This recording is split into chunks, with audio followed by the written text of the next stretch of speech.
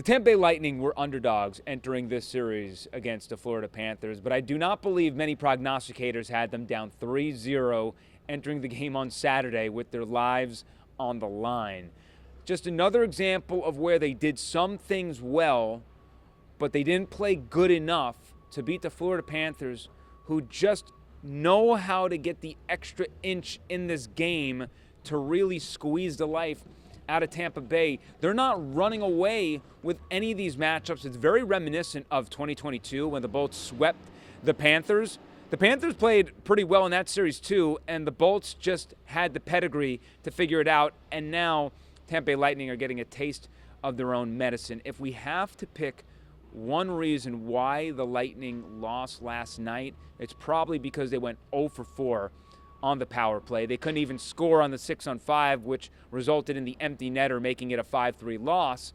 But this unit, which was one of the best power play units in the league, has been stymied by this PK, which, of course, the Panthers are one of the best defensive units in the league. But Kucherov has been a non-factor, and for this team not to score 1 of 4, that would have been the difference between losing in regulation and going into overtime, because Nick Paul scored a big goal there near the end of the third period.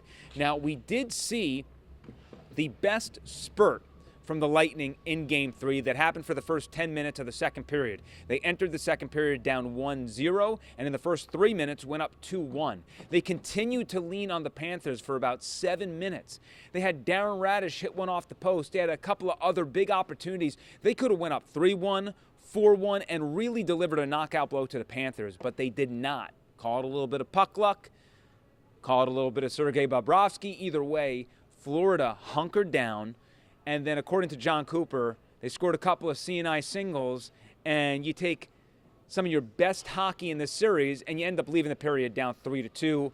The Panthers extended it to 4-2 in the third, and then were able to hold on the rest of the way. So it's been tough to watch this series because I don't think the Lightning have played badly.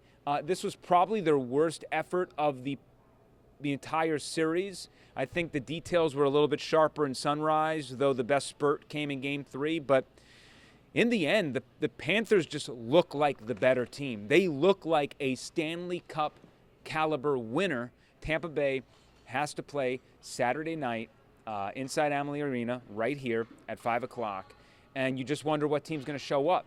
Is it going to be a team that's ready to hit the offseason and call it quits? This franchise has only been swept twice ever. So are they going to just go out 4-0, or are they going to start the climb out of this hole and figure out a way to become the 5th team in NHL history to come back from a 3-0 deficit? The last time it's been done was the 2014 Kings. They went on to win the Stanley Cup after pulling off that feat.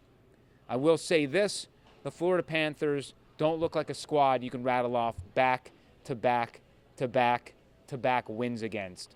But we'll see. If anybody can do it, it's certainly the guys in that locker room, many of which have won the Stanley Cup back-to-back times and are champions. So we'll see what kind of pedigree they show, because I don't know if it's the effort or X's and O's. They just got to find a way. And if they can get one, maybe that's the momentum they need to finally get some positive vibes into this series. But at this point, it's looking pretty grim.